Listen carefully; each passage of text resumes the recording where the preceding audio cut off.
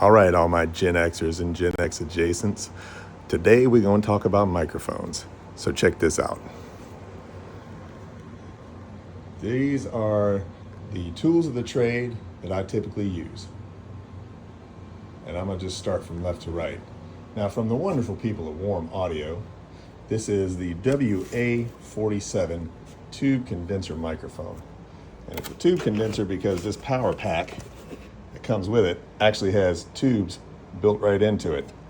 And another thing that's extra cool about it is you can actually switch the polar pattern on this anywhere from omnidirectional all the way up to a figure eight, cardioid, or any combination of those, any combination of that you want that will capture the sound that you want. Now, this is a wonderful microphone that was built by the guys at Warm Audio using the schematic pattern from the original Telefunken U47, and they just used that and replaced some of the components that they couldn't find that were the original components to come up with this. But I will say this puts out some creamy, wonderful sounding tone. Love this microphone.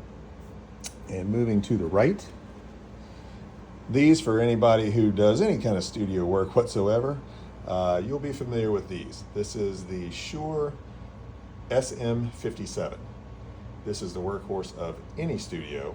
You could basically use this on any instrument just about that you would want to, whether it's drums, guitar amplifiers, bass amps, whatever the case is. This microphone will do most all of it.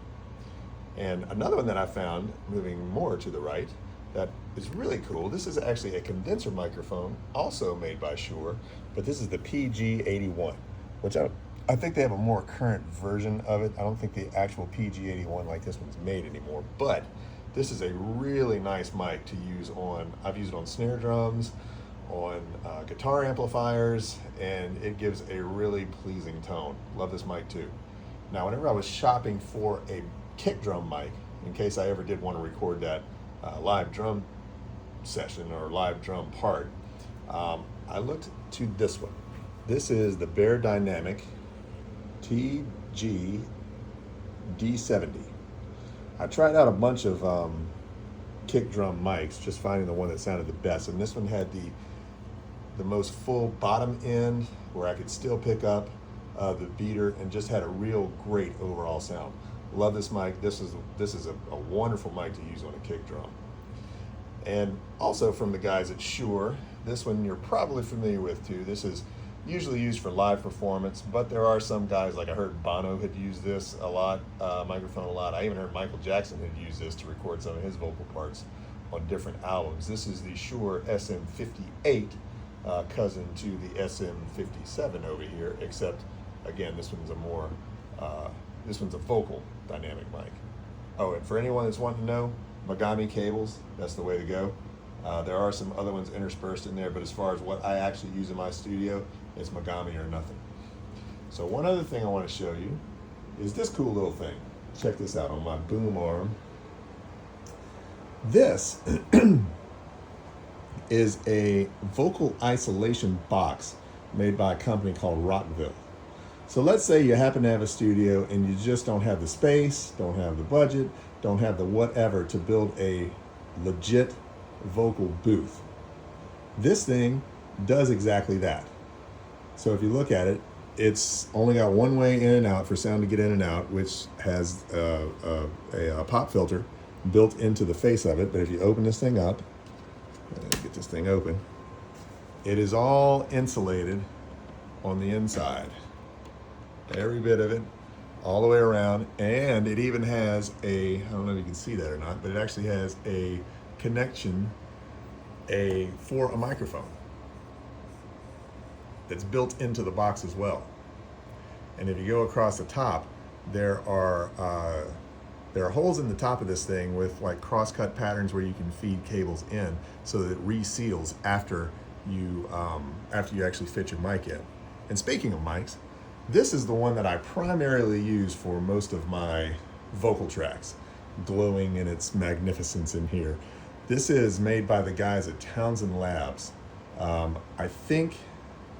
don't know if it's still in partnership with Universal Audio or Universal Audio actually owns Townsend Labs now. I couldn't say.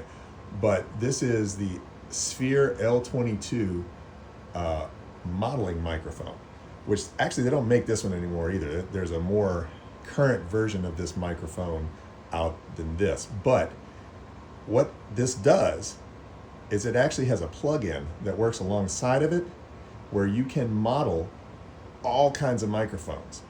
So it has its own distinct sound, but if you pair it with the plug-in, you can make this microphone sound like a Neumann U47.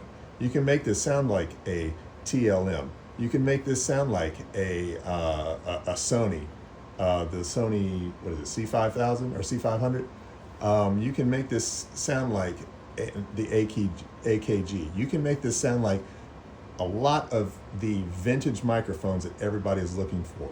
In fact, there's even a package you can buy where it mirrors the entire mic locker that was used at Ocean Way Studios in Los Angeles.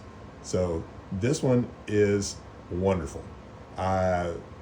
Basically all of the lead vocal tracks that you're going to hear on my album coming out were recorded using this microphone. So that's a little quick down and dirty tour of the mics that I use in my studio. Be sure to check it out, and as we go on to some more stuff in the near future. Take care, guys. Peace.